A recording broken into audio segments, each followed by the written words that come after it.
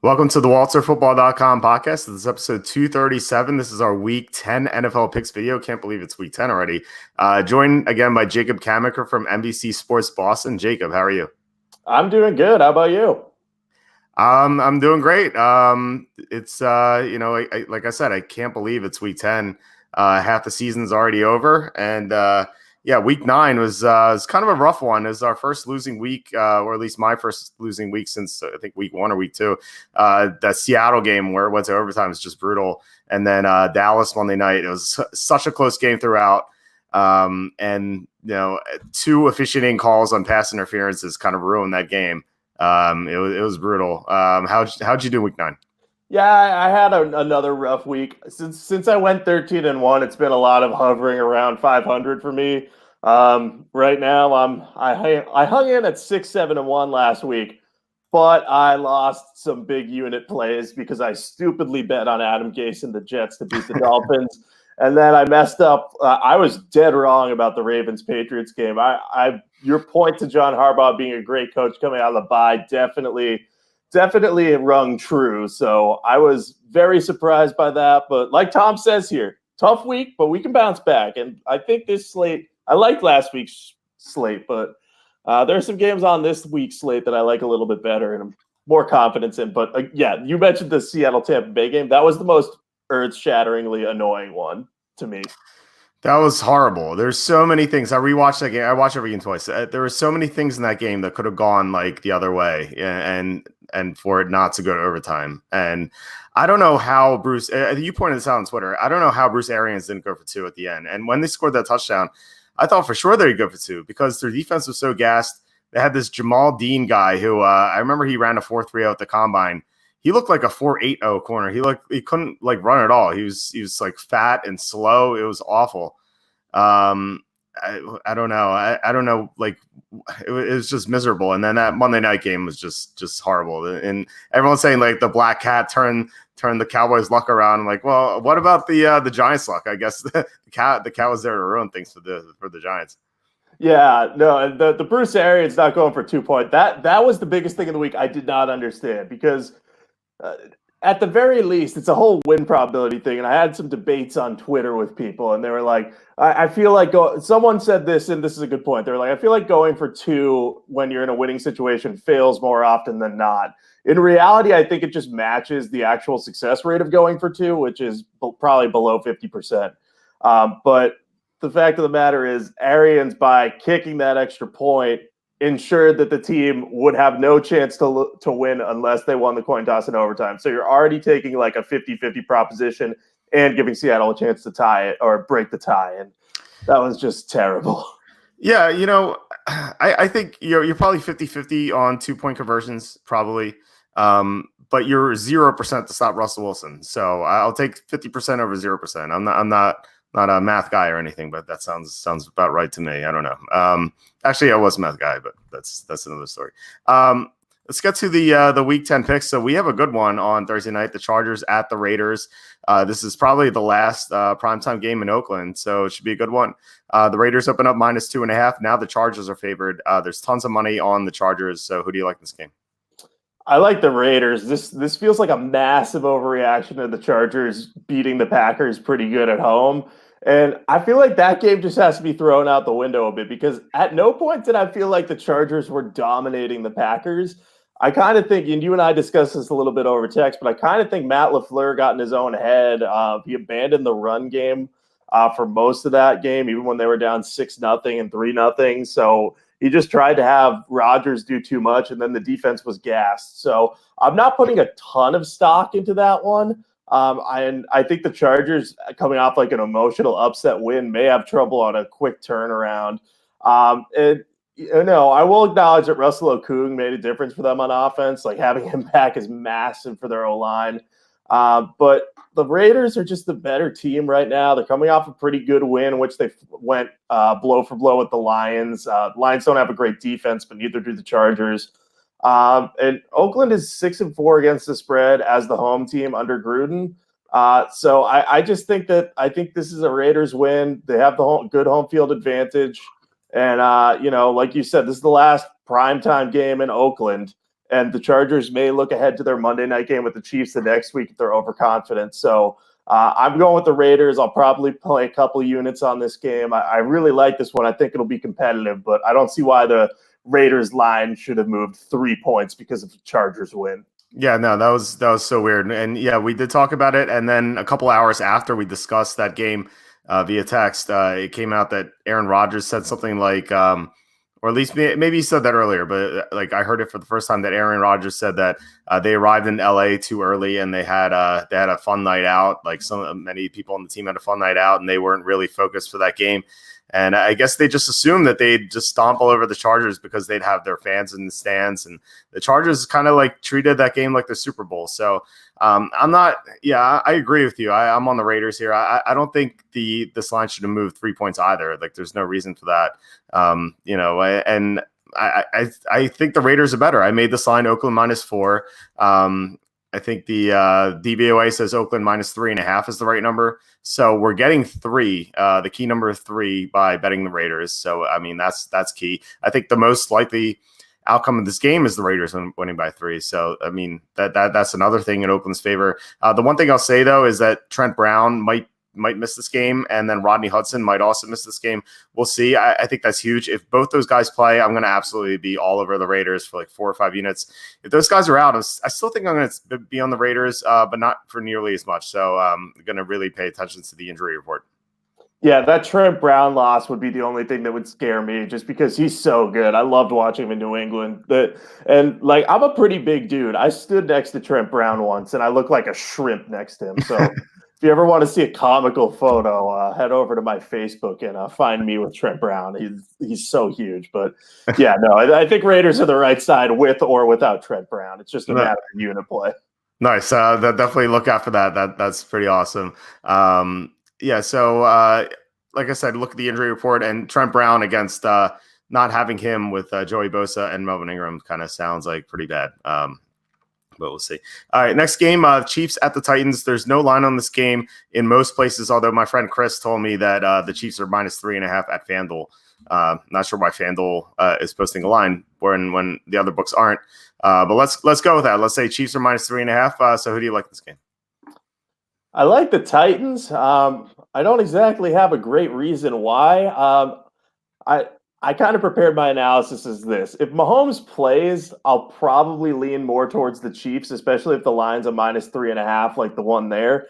But if Mahomes doesn't play, I'm going the Titans in this game because the Chiefs just came off of a big home win against the Vikings. They could be up for an emotional letdown if Mahomes isn't back.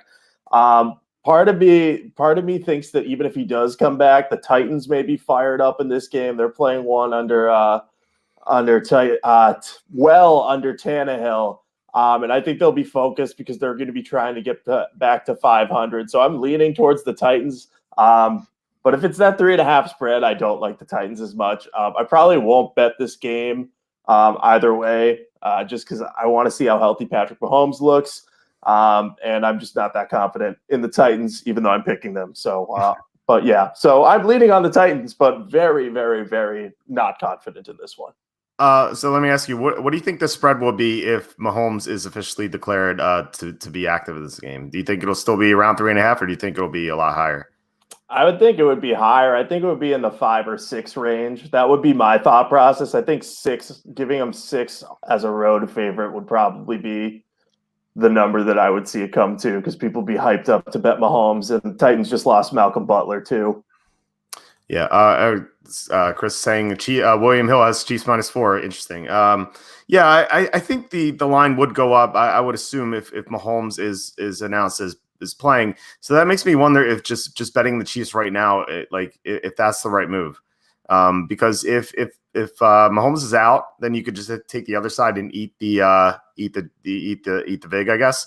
But if Mahomes plays, then you're going to get a good number on the Chiefs. So I wonder if the Chiefs should be the play right now at those sports books, the rare ones that have a line. So I actually might bet this for like a unit or two just in case tonight. So I think I'm going to do that. The Chiefs played very well against the Vikings. Obviously, they won, but Chris Jones being back was huge. You saw how he dominated the line. They shut down Dalvin Cook. They put pressure on Kirk Cousins, and Yeah, they really missed him for a few games when he was out. I believe he got hurt in that Colts game.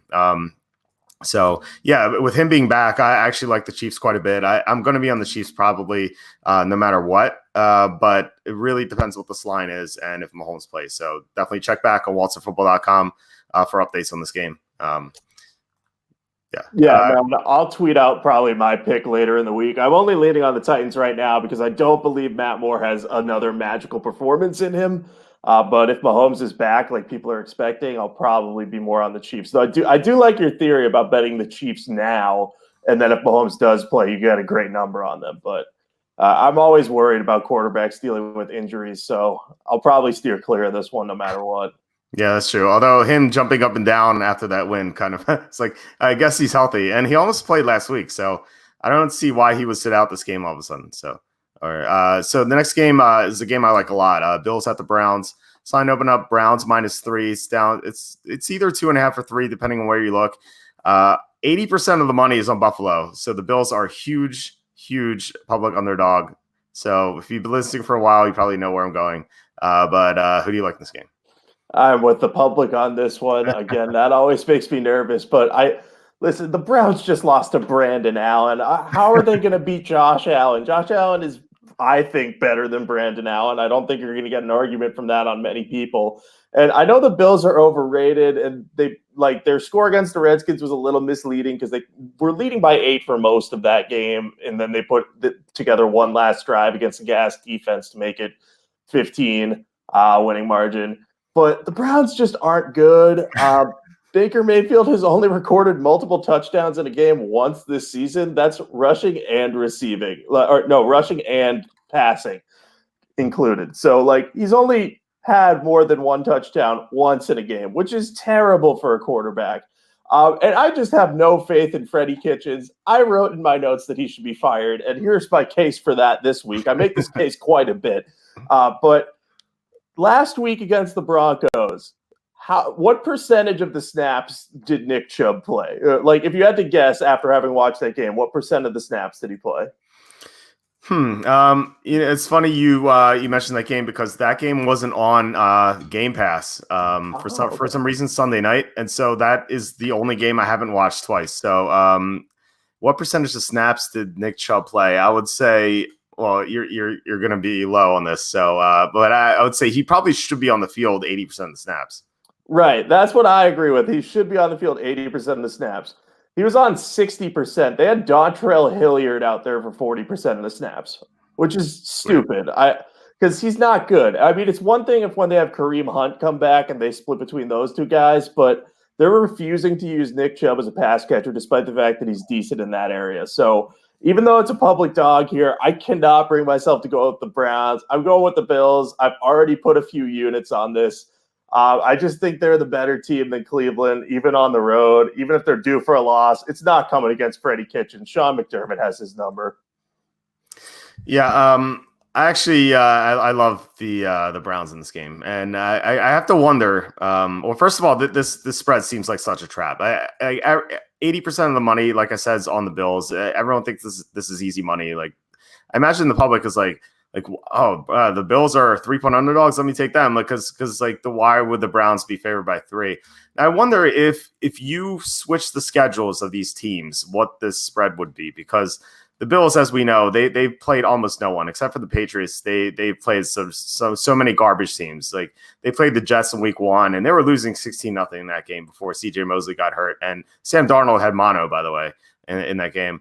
The next week they barely scraped by Eli Manning and the Giants. Then they barely beat the 0-8 Bengals. They barely beat Marcus Mariota's Titans. They trailed the Dolphins in the third quarter at home. They got crushed by the Eagles, and like you said, they had trouble putting away the Redskins and Dwayne Haskins. Last week, I loved the Redskins if Case Keenum played, and as soon as Keenum was out, I dropped all wagers in the game. But if Keenum played, I think the Redskins may have beaten the Bills last week. But look at who the Browns have played before Denver. They played the Patriots, the Seahawks, the 49ers, the Ravens, and the Rams. That's such a brutal schedule. So I'm asking, if you switch these schedules, I think the Browns beat those teams the Bills beat, probably. and they might be like 5-3 or 6-2 right now. And if the Bills played all those teams, they would have lost, and they'd be like 2-6 right now. So if the Bills are 2-6 at, like, let's just say the 5-3 Browns, the Browns are favored by 6 or 7 here. So I think this line's too short. I think the Browns are better than the Bills, despite the records of these teams. The Bills are awful against the run. They can't stop the run at all. And I think Nick Chubb's going to play more this week. He almost has to. And I think he could have a huge game. He could have like 200 rushing yards. I know the Browns lost to the Broncos last week, and that I think that burned everyone. So like when you have the public be all over like something, and then that something fails, they're going to be on the other side. And everyone is betting the Browns last week against the Broncos. And that was just an awful spot. They were coming off such a tough game against the Patriots. They were due for a letdown. They lost their fifth game, right, heading into that Denver game. And, they probably knew that it was it for them for the season. So I just think it was just an obvious letdown spot against the Denver team that was kind of like willing to prove that they could win without Joe Flacco. So Denver had just a great motivational edge. So it wasn't a surprise that the Browns lost. So I think just removing that game, I think the Browns should win this game. I don't understand why the Browns should lose this game. I think they should win this game easily. Yeah, I've been notoriously lower on the Browns than pretty much anyone for the whole offseason and everything. Like, I have hated them. I compared them to the Dream Team Eagles at one point, and even that seems generous at this point. Even despite their tough schedule. And I was on the Broncos last week. I was like the only person who may have put a bet on Brandon Allen, is my guess. But I can see the case you're making to bet the Browns. And definitely if you agree with it, especially the schedules, as you mentioned, like it could end up being good news for the Browns. I just can't bring myself to do it. I'm not getting burned by them. I can't do it. I can't go with Freddie Kitchens. I'm done with bad coaches. I've been burned too many times by Adam Gase this year, which we'll talk about later. But yeah. Let me just make like one final point on the Browns. So they're 2-6, but like some of their games against the Patriots, for example, they lost by 14, but that was a close game. They hung around for a while, and that was with 3 turnovers and 3 consecutive plays. Like, how often does Chubb fumble twice? Like that's not going to happen a lot. So that game would have been close if it wasn't for those turnovers. The Seattle game, the Browns were ahead for most of the game, and Seattle came back a 1. Seattle's a much better team than Buffalo. So that was, that kind of went that way. And then the Ravens, I mentioned they played the Ravens. They crushed the Ravens. It wasn't even close. So, I think they should be able to beat the Bills. I really don't see, like I said, I don't see why they should lose this game. I think the Bills are very overrated, and just seems like a good spot for the Browns, but we'll see. But you are right in that betting Freddie Kitchens is powerless. Like, he could keep challenging spots, and it seems like he doesn't understand that's not going to work. All right, next game, Cardinals at the Buccaneers. This is my pick of the month. The Buccaneers are they open up -6, down to 4.5. Action on the Cardinals, but looks like sharp action because it dropped from 6 to 4.5. So who do you like in this game? Hopefully you're on my side. I think we're actually on opposite sides. I don't usually check your picks, but I saw that this was your pick of the month, so I peeked before. I'm on the Buccaneers here. So basically, my thought process here is the Buccaneers have the best run defense in the NFL, so they're going to render the Cardinals one-dimensional. And then the next question becomes, can they get pressure on Kyler Murray? Obviously, Shaq Barrett's been good this year. They haven't gotten a ton of pass rush pressure outside of him.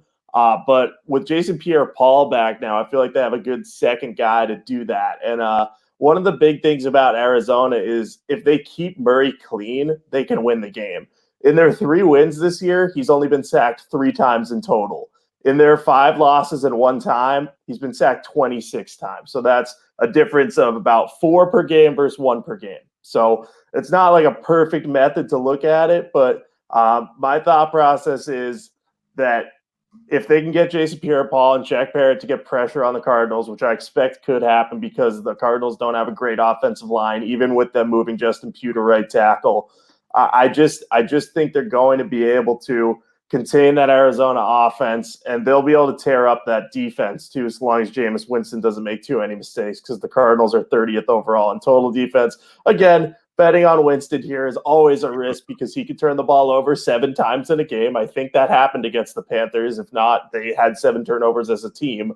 But I think the Buccaneers match up decent against the Cardinals. So I'm leaning on them. I'm not as gung-ho about this game for you. I'm going for the Bucs for 1 unit. But I'm also hoping the line will come down. If we hit 3, then I'll probably be more confident in the Buccaneers. But now I'm interested to hear your case for what I'm thinking is the Cardinals. Yeah, it's the Cardinals.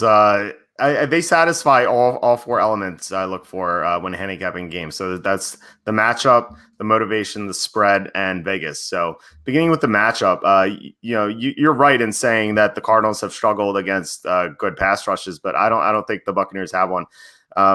Jason Pierre-Paul is back, but he hasn't looked very good since he's returned. He's been pretty mediocre. Shaq Barrett's very good for sure.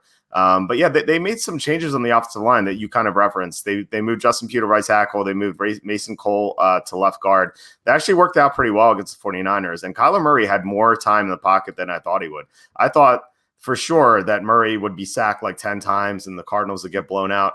But for the most part, I mean, there were some instances where Murray got in trouble, but for the most part, Murray had more protection than I thought he would. And if the 49ers couldn't get that much pressure against the Cardinals' new offensive line setup, I don't see why the Buccaneers would either. The Buccaneers do stop the run very well. The Cardinals don't run that much. Like, they don't run that much with the running backs. They use David Johnson and Kenyon Drake as more pass catching backs. And I think they're going to have more success doing that. So I'm not concerned with that way. But for the matchup, I think the big thing here is that the Buccaneers have some injuries at cornerback. They lost a player last week. Carlton Davis went down with a hip injury. They had to use Jamel Dean, who, as I said before, he looked like a 300-pound cornerback. He looked so slow. He looked like he ran a 480. Like, he was just horrible. So I think that's something the Cardinals can take advantage of. Motivation, I don't see why the Buccaneers would even try in this game. Like, they lost their 6th game last week. It was overtime against Seattle. They threw everything they had into that game. It went to overtime. They have to be exhausted. They're coming back home from Seattle. It's a long flight. They have to play early on the East Coast after being on the West Coast. There's going to be some jet lag, and their season's basically over at 2-6. And now they're favored against some Arizona team they barely see. Like, I don't understand why they would have the motivation to play hard against Arizona. Especially when considering that they have to play the Saints next week, so they have to look forward to that. The spread's way too high too. I made this line Tampa -3. The computer model I use made this line Tampa -1, so they're even more bearish on the Buccaneers. And Vegas, as I mentioned, the sharps are all over the Buccaneers. They bet this line down through key numbers, or Cardinals. They bet this line down through key numbers. So I mean, everything says the Cardinals are the right play, and I think the Cardinals win outright. Yeah, no, and you make a good case for it. I will give you that. The one motivation that I wonder about, and this could be completely off base, is that Bruce Arians is facing his former team. Normally, I would think of that as a big factor, but I even noted this. I was like, it's not a revenge game because he retired from the Cardinals. So I get how that could not be motivation. I don't know if he'll want to just, stick it to his old team and just say, hey, look, I won against my old team. But, I will say this to the people watching. If you're looking for a confident take in this game, I would go with you, Walt. I would go because I'm not big on this one. I have a pretty bad record in recent weeks of picking the Buccaneers. So, and I like the case you've made. So you've convinced me not to bet on this game. I don't know if I'm going to shy away from the Buccaneers side just yet, but I will confirm on Twitter later this week if I'm going to change. But I'm still on the Buccaneers for now, but you make a really compelling case. You know what? No, I'm changing. I'm going with the Cardinals. Okay, nice. Yeah, the former coach thing is something I like. I like going with former coaches against their teams because they know the personnel and stuff like that.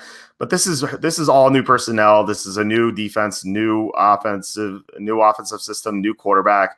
All the coaches are gone from the former regime. So I think that I could see Arians wanting revenge for sure, but the fact that he doesn't know any of the system there, and same thing goes with Byron Leftwich.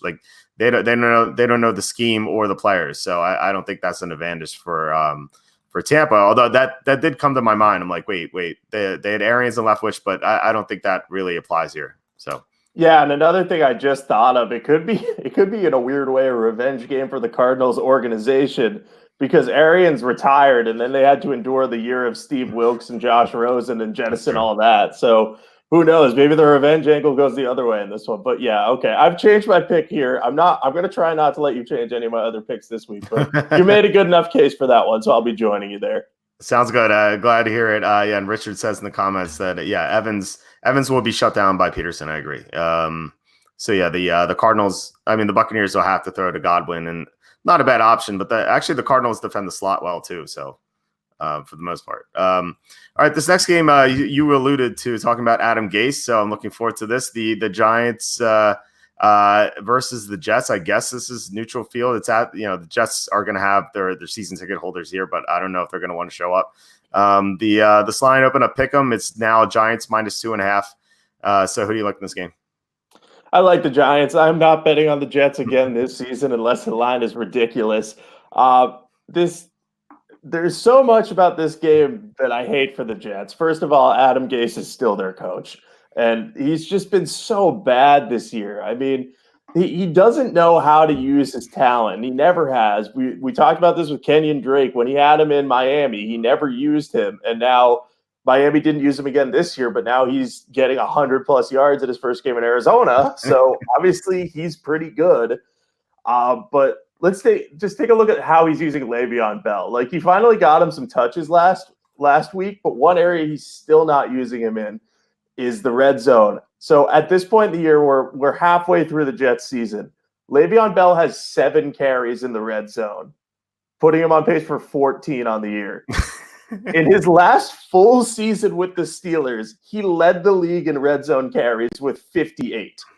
And there were a number of times when they got into the red zone against the Dolphins and they let Sam Darnold throw, and he threw a horrific interception at one point. And I'm just sitting there thinking, Adam Gase, you need to get Le'Veon Bell the ball, and he just doesn't do it. So I don't trust him at all. The team's been terrible outside of the Cowboys game, which they got an emotional boost from Sam Darnold being back. But Darnold isn't confident anymore. Clearly, Gase isn't doing his job well. And then I think for the Giants, they're coming off of a bad-looking loss to the Cowboys, but it was a heck of a lot closer than people think. Like, they lost by 20, but they really should have lost by like 6. There were some bad calls, and at the end of the game, they were going down for the potential covering touchdown, and Jones got strip sack, fumble recovery touchdown that was complete garbage. So I just think the Giants are a better team overall. It's a Leonard Williams revenge game as well, and it's a neutral site like you alluded to. So there's no advantage for the Jets here. So I'm going with the Giants. I don't care how much this line has moved. There's no reason to bet on the Jets. I'm probably not going to bet much on this game because I think Adam Gase is like one of my poison factors that I just can't touch anymore. But the Giants are absolutely my pick. Yeah, I think you convinced me on this because I was kind of 50-50 on it. I didn't want to bet the Giants as a favorite, especially with and I forgot to mention there's a ton of public action on them. It's like above 80% of the money is on the Giants. But I don't want to pick the Jets either. They're just so miserable. Adam Gase is a terrible coach. I liked him in Miami because he got the Dolphins to the playoffs, and I thought that roster was terrible.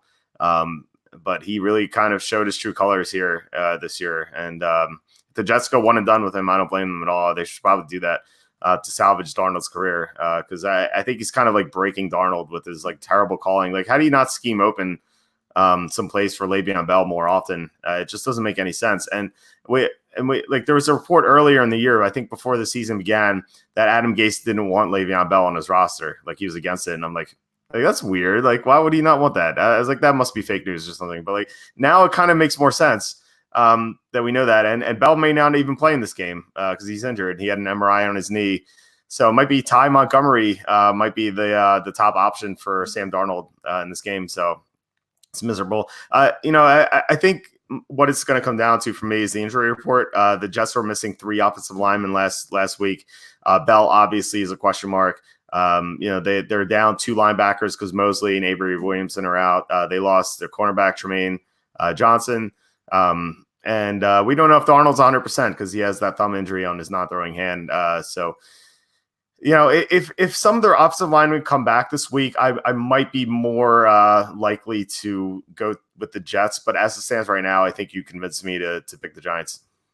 Yeah, it's just I agree with you that Gay should probably be one and done, and I liked him in Miami too. And I thought that oh look, my dad's being funny. That's good.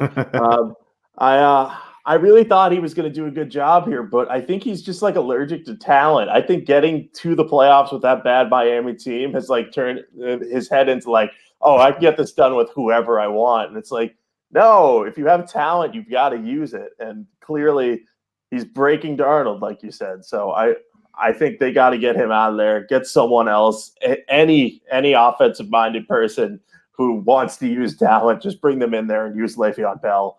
Otherwise, it's just going to keep being horrible for this team.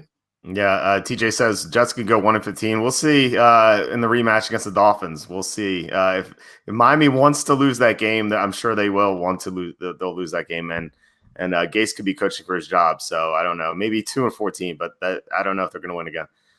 All right, next game, Falcons at the Saints. Both these teams are off on bye last week. So the Saints open up -13. 12.5's appeared, but now it's back up to 13. About 2/3 of the action on the Saints, so not a surprise there. So who do you like in this game? So I originally wrote in my picks, I was like, yeah, I'm going to bet the Falcons against this line. This line's way too high. And then I looked into this more and gave this some thought. Like, obviously, with Atlanta, you have the potential for any backdoor cover because they have a great offense. And if Matt Ryan plays, it could be a lot closer. But in the last 4 games Atlanta has played in New Orleans, the Falcons are 1-3 against the spread and 1-3 straight up. So I don't think that they're like a safe bet to cover this 13-point spread, as crazy as that sounds. And the other thing that I learned last week is you don't bet against a good coach coming out of his bye. I learned that lesson betting on the Patriots against John Harbaugh. And I think we can all agree Sean Payton is a lot better of a head coach than Dan Quinn, who is probably going to be gone from the Falcons after this season. I will say this about Dan Quinn. I do like him. I think he should be a defensive coordinator somewhere, but he's spread himself way too thin. And he's looked for too many scapegoats in Atlanta. But just New Orleans is 6-2 against the spread this year. They just crushed the Falcons before their bye. They get Alvin Kamara back. They have a lot of positives working for them. Their defense will get pressure on Matt Ryan because that offensive line in Atlanta isn't very good. So I like the Saints in this one. I'm probably not going to bet more than a unit, maybe 2, just because of the potential of a backdoor cover. But I just will. I have to go with the Saints. I can't bet on the Falcons. The Falcons this season is lost for them. Yeah, I think there's definitely a chance of a backdoor cover. Matt Ryan might be the best garbage time quarterback of all time. Like he's the numbers he's posting this year are just unbelievable. And it's a shame that he got hurt and couldn't play against Seattle because he could have just kept padding those stats. And he if it wasn't for that game, like he could have 5,000 passing yards on the year and all of that in garbage time. It's just amazing. Sean Payton off a bye, he's 8-4 against the spread with that week off. So definitely, he's going to have a great game plan going against the Falcons. But yeah, I mean, Matt Ryan could get a touchdown at the end. I'm thinking about like let's say if this game is 34-10, which is kind of like a likely result in the beginning of the fourth quarter. And then Matt Ryan throws a touchdown. It's 34-17. And then the Saints kind of like goof around, they'll pick up first down and then they'll punt because they're not trying hard anymore. And then Matt Ryan has the ball down 34-17 with like 5 minutes left. And I think there's a good chance he throws it back to a touchdown to get the score to 34-24, something like that. So that's something I could see happening. Matt Ryan, you're right that the Saints have covered a lot against the Falcons at home. But most of those results have been by like 13-14. Like it's been hovering around what the spread is. Now, granted, like the Falcons are worse this year than they've been in quite a long time. But still, you have Matt Ryan, you have Julio Jones, you have Calvin Ridley, you have Austin Hooper, you have Devontae Freeman. Like it's a ton of offensive talent, even though they don't have good blocking. It's just guys who can come alive in the fourth quarter and have like big fantasy days and just get garbage time touchdowns and cover the spread. So I'm not going to bet this game. Actually, I'm on Atlanta for 0 units just because of that possibility. If this were plus 14.5, I think I might bet Atlanta because 14 is kind of a key number. But at 13, I have no interest in betting this game. Yeah, and I'm probably not going to bet much if I even do give a unit on this one. But, I just can't trust the Falcons. I trusted them too much early in the season. So, but I get the case for why you would take this line because that backdoor cover scares me. What do you think about this question from Chris? What do you think about the Saints in the first half if you're worried about the backdoor? Yeah, I actually kind of like that idea a lot better than betting this game, just because the Falcons will be under a lot of pressure early, and the Saints have this season been able to pretty consistently move the ball and score. I'm trying to think of if they've had any games where they've gotten to halftime and been kind of a dud, but I can't off the top of my head, maybe against Dallas, but they were not even favored in that game. So I would consider Saints in the first half. I could think that'd be a good bet. Yeah, Saints are minus 6.5 on the first half line. Just looked it up. So yeah, I like that a lot. Good suggestion. Next game, the Ravens at the Bengals. This line opened up minus 10, still minus 10. Not a lot of public action on the Ravens, actually. Only like around 60%. So who do you like in this game? So I don't like the Bengals so much as I'm picking the Bengals. It's one of those like I don't like this game very much because the Ravens are coming off of a big emotional win in prime time, and now they're traveling to Cincinnati to take on this 0-8 Bengals team coming off a bye who has a new quarterback that we've never seen play at the NFL level. So there are a lot of factors that could go against the Ravens here. They may end up looking ahead to the game against the Texans. The Bengals have played them well in this divisional rivalry. I think the Ravens are 8-4 straight up in their last 12 games against the Bengals are 8-4 in their last 12 against the Ravens straight up. And they may get AJ Green back too. I think this script just lines up that the Bengals will keep this within 10, in my opinion. So I'm leaning on the Bengals, but they're just such a bad team that I don't want to actually bet on this game. And I don't want to make the same mistake of going against Baltimore, was a lot better than I thought they'd be last week. But I think this spread's just a little bit too high. And I think that's a little inflated by their win over the Patriots. Yeah, I agree. This line's too high. I made this line Baltimore minus 7.5. So a key number of 10. It's not great. The DVOA says Baltimore minus 8.5 is right. So yeah, I definitely agree with you. That's a little too high, and I'm definitely with you on the emotional aspect of this game. I think Baltimore coming off that like Super Bowl win against the Patriots on Sunday night in prime time. How can they get up for the Bengals, a team they beat already that they demolished? I know the Bengals covered, but that was with a ridiculous backdoor drive by Andy Dalton, which was just absurd. And I had a lot of stake in that, so I was happy that happened. Andy Dalton's not playing this game. We're going to see Ryan Finley. I liked Finley a lot in the preseason. I thought he was the second best quarterback in the preseason. It reminds me a little of Alex Smith, which is not like a great endorsement, but he's a third round pick, and Smith has been a semi decent starter for several years. So I think Finley could be good. Granted, he has no experience, but you mentioned that AJ Green is expected to be back, and could this finally be the week that Cordy Glenn returns? We since week one, if you go back to our podcast, our archives on YouTube, you can see that like I've been saying. If Glenn comes back, I'm really going to like the Bengals this week because he's such a big part of their offensive line. He's had the bye week to clear concussion. I think I like the Bengals here. I'm going to bet them for 2 units probably. If Glenn returns, 3 units. So we'll see. Question: why are the Bengals so bad this year? Do you know why? They can't block. They had Andy Dalton as their quarterback despite having no protection. They have minimal receiving weapons with AJ Green and John Ross out. And their defense has just been ravaged by injuries in the secondary. So they have a lot working against them. They also have a new head coach. I think they lost Marvin Lewis because they finally moved on from him. And I know you have a stronger opinion on that because you remember further back about the Bengals than I do, but I think that's had an impact on them too. Yeah, everything you said is correct. That Marvin Lewis thing, I said it the whole time when all the media people were like, "Oh, they have to fire Marvin Lewis." I'm like, you guys don't remember what happened before 2002 or 2003 when Marvin Lewis was hired by the Bengals. They were known as the Bungles. They would go 2-14 every year. They'd be the laughing stock of the NFL. They'd switch out quarterbacks every game. They were such a joke. And Marvin Lewis, like, while he didn't win a playoff game, he got them to the playoffs in several seasons. And I remember Tony Kornheiser on PTI saying, if Marvin Lewis gets the Bengals to the playoffs, they should build a statue of him. That's how bad the Bengals were. And he got them to the playoffs a lot.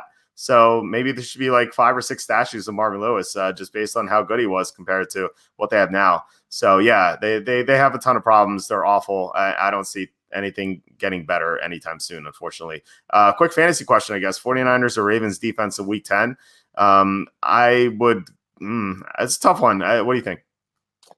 I'd probably go the Ravens just because even if the Bengals put together a good game, I think that they'll be able to force Finley into some mistakes. I know he's accurate, and that was one of his big calling cards. I like the Alex Smith comparison, but he's no Russell Wilson. I just think that 49ers Seahawks game ends up being a shootout one way or the other, which we'll talk about more later. So I'd go Ravens just because of the weaker matchup.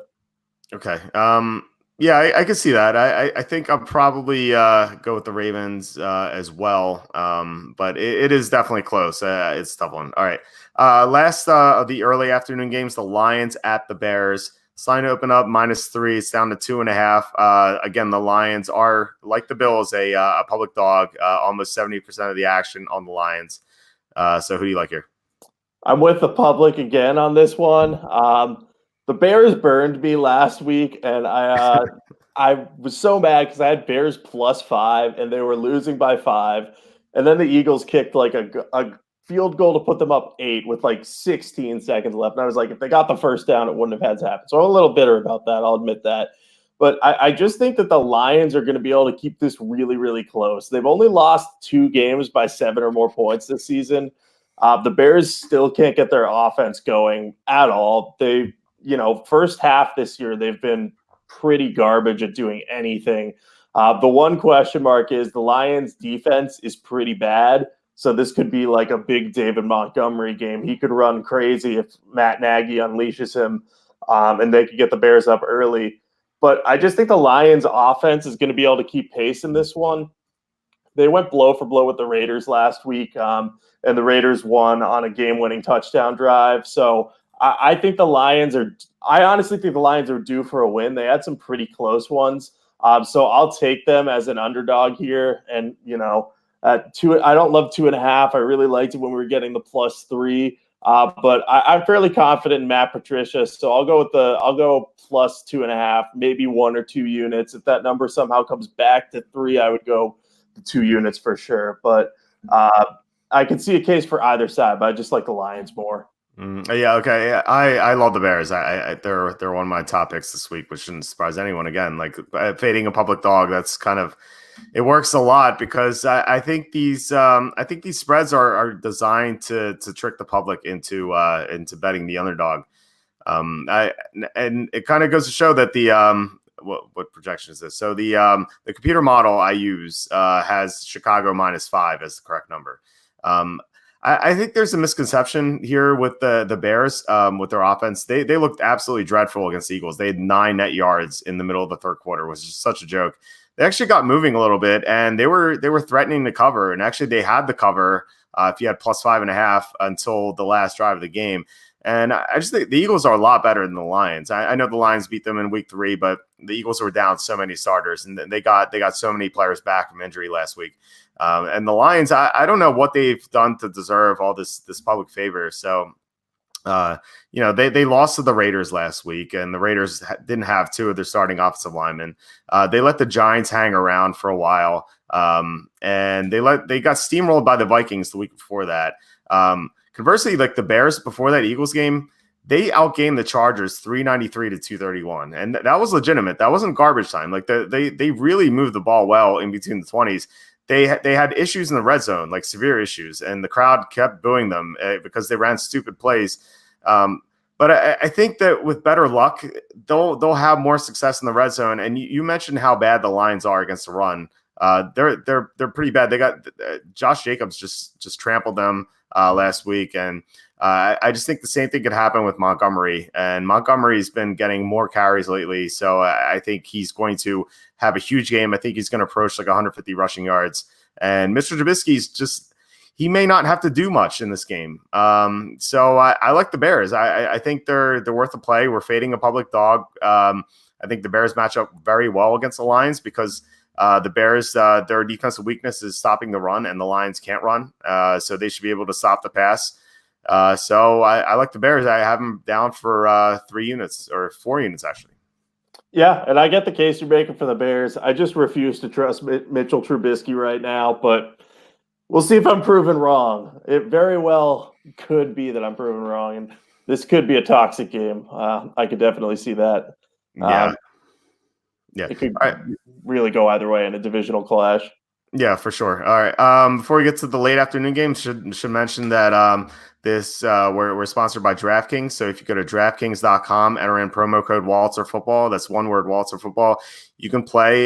You can get a bonus at their first deposit. So you can play contests for free, not just NFL, NBA, which NBA have actually had more success in the NBA than the NFL on DraftKings. I just think it's a little more predictable, but you have to be on top of the injury news. That's like the only caveat there. And also, I guess I should say, if you're watching on YouTube, subscribe, hit the subscribe button. I hear that's something important that you should say when you do these videos. All right. There are 3 late afternoon games. The first one is Dolphins at the Colts. Dolphins finally off the schneid. The Colts, they open up -16 down to 10.5, in part because of public money on the Dolphins. There's a lot of money on the Dolphins. But also because Jacoby Brissett may miss this game. So I think this line is for Brian Hoyer. So what do you think about this game? I think there's 2 big questions. The first one is, are the Dolphins going to try to lose now, or just have they won their game and now they're fine? They don't have to be like, oh, look, we're not trying to lose anymore. So is there going to be as much motivation for them? And then the other big question is, how much does it matter if Jacoby Brissett or Brian Hoyer is playing in this game? Personally, I don't think it matters that much. I think Brissett's obviously better than Hoyer at this point, but Hoyer is one of the better backups in the league, and he's playing a weak team. Like, the Dolphins are not good. So at 10.5, I like the Colts. The Dolphins have played better under Ryan Fitzpatrick, but as we've all seen with Fitzpatrick, he'll go from being like magically good and sparking a team to 5 interceptions, getting sacked like 19 times or something ridiculous like that. And the Colts defense is pretty strong, and they've held up well in recent weeks. Against the Steelers, their team allowed 26 points, but 1 touchdown came off pick 6, so that can't fall on them. They've contained bad teams in particular well, so I could easily see that being another good game for them against the Dolphins. So I'm going with Colts for a few units. TJ's 40 points to pick the Dolphins. I wouldn't put it at that anymore, but definitely 10 is not nearly enough. Yeah, maybe if T.Y. Hilton were playing, I think maybe you could say that. I think the public is due to get absolutely torched by Ryan Fitzpatrick, because we see this all the time. Fitzpatrick comes in, he plays very well for a few games, he wins a game, everyone's surprised, and it's like, oh, Fitzpatrick's very good. And then he throws like 3 pick sixes in a game, and everyone remembers why this guy's been on like 50 teams in the NFL. So I think we're going to see Fitzpatrick have a meltdown. I think in this game, I think it's worth noting that except for the Bills, who are overrated, this is the first time the Dolphins are going to be playing a team with a winning record since Dallas in Week 3. So I think that's definitely worth noting. So I think the Dolphins, who are just an atrocious team, and they're coming off their first win, and I think that they knew that if they won against the Jets and they lost the rest of their games, they would still have the number 1 pick, because that means they beat the Jets and the Bengals. So if they lose out, they still get the number 1 pick. So I think we might see them go tanking again. I think we're going to see Fitzpatrick throw some pick sixes, like I said before. And I think this line's too low. I made this line Colts -16.5. DVOA says 15.5. The computer model says 13. So any way you slice it, this line's too low. It's an overreaction to what we saw last week. And I agree with you. I don't really care. As far as this matchup is concerned, I don't care Brissett versus Hoyer. Now, against better teams, I'd obviously really want Brissett, but I don't care. I don't think this matters. So I'm going to be on the Colts. Probably for like a unit or two, probably 2 units. Yeah, I'll probably go 2 units as well because it just seems like such a good line. And I agree that against better teams, I would trust Hoyer less, but there's no reason that he can't be as good or better than Fitzpatrick in this game. So I'll be willing to trust him. And, the Colts kind of need a win after Vinatieri shanked that field goal to save me what would have been a terrible weekend because all my big unit picks, except the Steelers, lost. Yeah, I'm right there with you. That was a nice one for sure. All right, next game, the Panthers at the Packers. This line opened up Packers -6. Went down to 4.5, but it bounced back up to 5. Slightly in on the Packers for the public. So who do you like this game? I like the Packers. I feel like they're due to bounce back after that horrible game against the Chargers. We talked about it earlier. They didn't seem focused, and they may have been out the night before. I'm thinking that they're going to be a lot more focused this week because they had a big opportunity to take a 2-game lead over the Vikings in the NFC North, and they didn't do it because they blew that game. The Panthers, they're a good team, and I like the Panthers a lot. And at first I was like, this spread might be a little bit high. But the last time the Panthers were favored by roughly this much, or were underdogs by roughly this much, was on the road in San Francisco. And I picked the Panthers in that game, and they lost 51-13. Now, I don't think that happens again. I don't think it's going to be that ridiculous. But Lambeau's a tough place to play. And the Packers are, since 2010, they're 29-21-1 against the spread after a loss. That's under Aaron Rodgers, and a lot of those games at Lambeau end up in their favor. So I think the Panthers could keep this close for most of the game, but I think the Packers ultimately cover and pull away late to be sure that they don't have back-to-back disappointment. Yeah, we're on the same side here. Something I like to do is to bet elite quarterbacks coming off a loss because they're going to be more motivated. You said we both said that the Packers weren't focused in that game, and kind of like they just seemed like they didn't really prepare for that game. They just assumed they're going to win, and I think that after that it's kind of going to be a wake up call, and they're going into a bye too. So there's no reason that they wouldn't be focused against the Panthers. So Aaron Rodgers in his career, after a loss, he's 28-15 against the spread, which is pretty good. But if you exclude games where he's favored by 7.5 or more, he's 17-8 against the spread. So that's a great number, and it makes sense. I don't like trends, but this it's very logical. And if you look at most elite quarterbacks, they have a great record coming off a loss. So I think I like the Packers a lot here. Also, that what happened last week has created some value for us because the advanced spread in this game was Packers -6.5. Now it's 5. So 1.5 is not like crazy, but we're getting the key number of 6. And as we all learned from that Seattle-Tampa game, 6 is very important with the new overtime rules. So, I like the Packers a lot. And the fact that the public's not betting on the Packers in Lambeau is kind of a rare occurrence. And, we might see that sort of 49ers result. I don't think it's going to be as bad as like you said. But, the last time the 49ers played a good team on the road, they got absolutely demolished. So I like the Packers quite a bit. Yeah, and the other thing, you mentioned the Packers are going into a bye after this week. The Panthers have a couple divisional clashes. They're taking on the Falcons and the Saints in the next couple of weeks. So they may be looking at those rivalry games. Not that they're going to overlook a team as good as the Packers, but I just think that could be in the back of their minds. Like, this is a key stretch for them, so they may not be entirely 100% focused on this, while the Packers will be because of their loss last week. Yeah, it's a good call. All right, last of the late afternoon games, the Rams at the Steelers. The line up and up, Rams -3. It went up to 4, but now it's down to 3.5. As you might expect, there's a ton of money on the Rams. 3/4 of the action on the Rams. So, are you with the public in this game? I'm not, thankfully. I don't like being with the public that much. I've been on 2 public dogs so far, so thankfully I'm not on a public dog this time. The Steelers are kind of being a little underrated right now. I know they probably should have lost to the Colts last week, but they've kept a lot of their games this season close. If not for a fumble, they may have beaten the Ravens or at least kept that close or taken it to overtime. And the Rams themselves are a bit overrated, and they're going into Pittsburgh, which is a really tough place to play.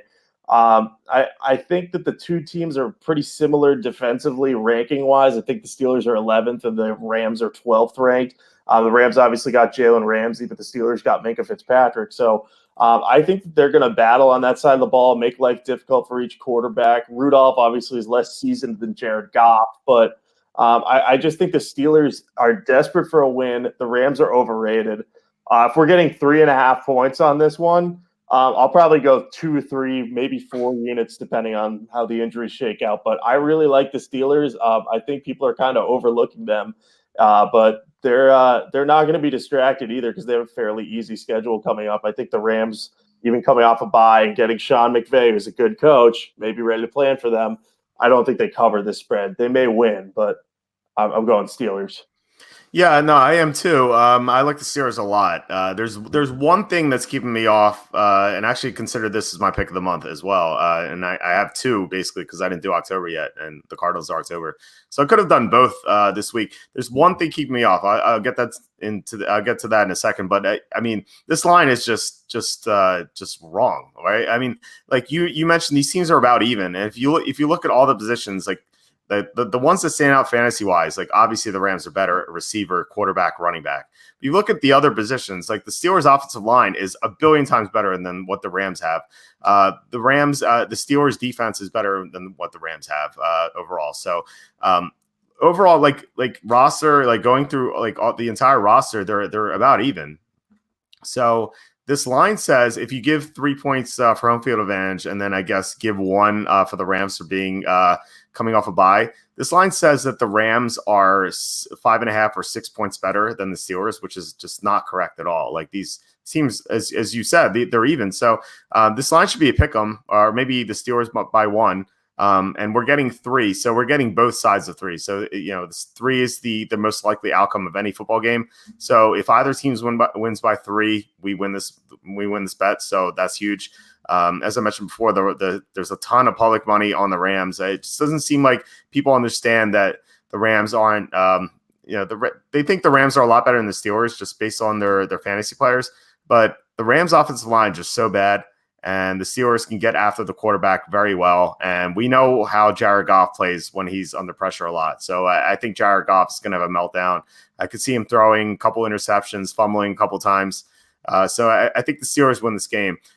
So the one thing that I'm worried about is that Sean McVay is coming off a bye. And Sean McVay is one of the best coaches in the NFL. So that worries me. We might see some new wrinkles, some new solutions. Maybe they'll figure out their offensive line woes. I don't think it's out of the question that they could come out like gangbusters and win this game by 20 because they found something that they corrected during the bye week. So that concerns me. But that's the only thing that concerns me. I think like I said before, there's so many things favoring the Steelers. So I think the Steelers win by field goal, and I'm going to be on them for 4 units. Yeah, and I may up my unit count and just officially go with 4 because it also popped into my head that Brandon Cooks is dealing with that concussion still, and I don't know how he's progressing from that. But if he's out, that's another playmaker that the Steelers just won't have to deal with. So, yeah, I think the Steelers are the right side, and McVay could prove us wrong, but I'm not learning from my mistakes on this one. I'm going against the team with the coach coming off of a bye. So, see what happens. Yeah, no, if this line were correct, like if this were a pick 'em, I think I'd be on the Rams probably. Just with that being a major factor, but this line is just way off, and the fact that we're getting both 3s, and there's even a +4 -115 right now at I believe Bovada. So 4 is another key number, not nearly as prominent as 3, but still that's still nice to have. Yeah, for sure. All right, the Sunday night game, Vikings at the Cowboys. Kirk Cousins in a primetime game. I'm sure, given that you've covered the Redskins, I'm sure you have some insight on that. The Cowboys open up -2.5, it's up to 3. Even money on this game. So who do you like? So originally, I really wanted to fade the Cowboys this week because I was anticipating after their like 20-point win last week against the Giants that they would be a little bit over favored. Then I saw they were playing the Vikings, and I was like, okay, so now I can't fade them because it's Kirk Cousins in prime time. And then I saw the number at 2.5, and I was like, wow, that is, that's shockingly low to me because Kirk Cousins is terrible in prime time. I mean, we saw him against the Redskins. I mean, he couldn't cover. That was a high spread, but they only won 19-9. The offense could not get going against a Washington defense that wasn't good. And had Case Keenum not gotten injured, they may have won that game, the Redskins. So I just don't see why this game should be so close. The Cowboys have superior blocking. They're better. They just won in prime time. Now they're on a little bit of a short week. So that could come into play against Mike Zimmer. But as much as I like Zimmer, I think the Cowboys covered this one pretty easily. Cousins is due for a game where he really doesn't play well. I mean, last week I was against him for that reason. The Chiefs ended up winning that one and covering. But like he's going to have trouble in Dallas in prime time. So I'm on the Cowboys here for a couple of units. I'm not going to bet a ton on the Cowboys, but, I like them a lot in this spot. Yeah, as TJ says, Cousins is horrible against winning teams. He's also horrible in primetime. He's 4-12 in primetime games. Most of the games just terrible. So this is a confluence of playing a good team and playing in primetime, which has been just like horrible for him over his career. And I just think this is going to be another bad one. The Vikings have some major injury issues at cornerback. We saw it last week with Matt Moore threw all over them. So Dak Prescott's playing very well right now. He had that early interception, but he was on fire in the second half. I just feel like Dak Prescott with Cooper being healthy and Michael Gallup, just seems like they should throw all over the Vikings, and I think they should be able to win this game easily. I think this line's low. I made this line -4, which is two key numbers. DBA says Dallas -6 is the right number, so that's even more bullish on the Cowboys. So. I like the Cowboys a lot. So we get a good number and we get to fade Kirk Cousins and we don't have to worry about public action. So it just seems like a great situation to me. This might end up being a 5-unit bet. I have it between 4 and 5 units. We'll see. If Adam Thielen's out, probably 5 units on the Cowboys for me. Yeah. And, I might Thielen, even if he plays, I might not shy away from that 5th unit if I were you, just because I always say this about receivers with hamstring injuries. If they rush themselves back, which they tend to do, they're going to go out in the first series. We see with Sammy Watkins a lot. Thielen did it just a week or so ago. So I may up my unit count on this one a little bit. It's probably one of the ones I'm more confident in this week, along with the Steelers. So, but yeah, no, you can't bet Kirk Cousins in prime time against a winning team. It's such a losing combination.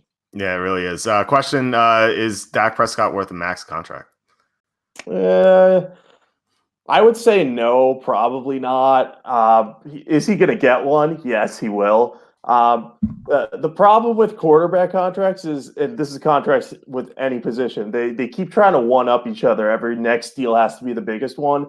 If they were basing it off what the actual value is, Prescott should be a top 10 paid quarterback probably when you account for guys on rookie contracts. But I don't know. Is he deserving a max contract? I would say no. I agree. I mean, we've seen him play very well, but that's been when he's been protected by one of the best offensive lines in the NFL. But we've seen him when some linemen have gotten injured, and he's played very poorly at times even. And so I don't think he's worth it. I would. It's a tough spot for the Cowboys because, do you let him walk or, do you overpay him? And that could hurt you in the future. I agree with you that they're going to do it, but I don't think I would. So, yeah. All right. The Monday night game, Seahawks at the 49ers. The 49ers open up -6.5 down to 6. You alluded to this game being a shootout. So I'm wondering if you're going to be on Seattle. I am going to be on Seattle. And this is, again, I do this sometimes where I look at the records of the two teams and I'm like, okay, the Niners can't keep staying undefeated. And I've been wrong about that multiple times at this point, probably 3 or 4. But if they're going to lose, playing against a divisional rival with an offense like Seattle would make sense to me. So I think at +6, I like the Seahawks. Just because – wait, hold on. I wrote that I picked the 49ers. That's not true. I don't think I meant that. No, I don't mean that. Obviously, if I'm talking about it now, I did not mean what I wrote. So I think Russell Wilson is just such a great equalizing factor. Like, he's going to be able to play well enough to keep this close. It's going to be a shootout. I don't know if they ultimately beat the 49ers. I could see it happening. I know the Seahawks are overrated, especially their defense, but I kind of think they're falling down to earth a little bit after that Buccaneers game. People are kind of realizing, like, all right, this team isn't as great as we thought they were, but it's a divisional opponent, and I just think that they'll keep it close. So I'm going with the Seahawks, even though I accidentally wrote 49ers on my notes. So I'm going to change that now. Nice. No, I like the Niners. I think this line's too low. I made it in -9. Computer model says -9. DVOA says -7.5. I think the 49ers are just so much better than Seattle, especially if Justin Britt is going to keep being out for the Seahawks. That offensive line is just horrible without Britt. It's already bad to begin with, and they won't have their center against D Ford and Nick Bosa and DeForest Buckner. Like, those guys are just so dominant up front. They're going to put a ton of pressure on Russell Wilson. And I just don't see how the Seahawks are going to move the ball, at least like not through like the first 2.5 quarters. I think the Seahawks are not going to have any points, or maybe 3 points going, by the end of the third quarter. They're just not going to move the ball. Conversely, like Seattle or San Francisco is probably going to get back their 2 tackles and their fullback, Kyle Juszczyk. I think they're going to run the ball like pretty well, but Jimmy Garoppolo is going to have all the time he needs in the pocket. They have Emmanuel Sanders now, who just adds another element to that offense. Seattle's defense is just terrible. We saw what Jameis Winston did to them last week.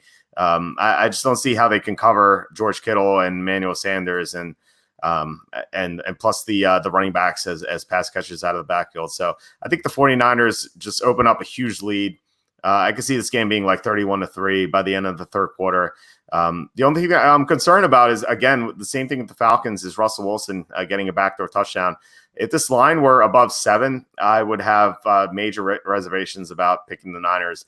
But at 6, I think it's possible that, Russell Wilson's quote unquote backdoor touchdown is getting the margin from 14 to 7. Which is still good enough for the 49ers to cover. So I just think the 49ers are just so much better than Seahawks, and I think this line's too low. Yeah, and I get the case for it. And apparently 8 hours ago, I also really was on board with the case for it. So, I think this one's a little bit of a toss-up in my mind. So I'm probably not going to end up betting this one. But I'm just going with the Seahawks because I think the divisional game will be close. But again, the 49ers played really well against the Browns in prime time. So I think they could do the same thing to the Seahawks defense. But at the same time, Pete Carroll could, figure out a way to slow down Shanahan, or at least keep his offense sped up and to deal with them. But we'll see. That should be a really good game at the very least, or I'm hoping it will be. Yeah, and I forgot to note that there's a lot of public money on the Seahawks. So that's maybe another reason to pick the 49ers. Question, was Kraft dumb to let Jimmy G go? I will say no, because they'd have to pay a ton of money to quarterbacks, and that's, you can't build a roster that way. What do you think? Yeah, I agree. He kind of had no choice. They had to, they had to choose Tom Brady or Jimmy Garoppolo, and you can't give up on Tom Brady because he's the best quarterback to ever play the game. So as good as Garoppolo's been, like maybe 5 years from now, they're like, oh, I wish we hadn't let him go. But right now, definitely the right choice. Yeah. And another question here, when will my fantasy contest be posted? So we do a fantasy contest on the site. It's free, and you can win $150 for first. It should be up. It should be up already, but we're gonna have a link on the homepage by Thursday. So definitely check that out. All right, so we have to get going here at 7:00. So do you have anything to plug? Actually, both of the teams I cover, the Redskins and the Patriots, are on bye this week. So just if you want to talk football, I have some extra football talking time on my hands. So hit me up on Twitter at Jacob Camenker, and I'll be covering all the other Boston sports teams. We got Bruins and Celtics on tonight, so I'll be covering them a little bit. So if you want to talk about that stuff, feel free to contact me about that too. Sounds good. I'm at walterfootball.com. You can go to the site to see all my picks and all my updates. And this question here, or I guess this comment, show the scores from your picks from last week. Everything's documented on the site, so you can check that out there. And plus, we have updated fantasy rankings. 2020 mock draft will be updated Wednesday morning. So yeah, definitely tons of content. And yeah, as I said before, hit the subscribe button. Hopefully that works out. Like I said, I heard that's a good thing to say. But otherwise, good luck with your picks, and I will talk to you next week. All right, sounds good. I'll talk to you then. All right, bye.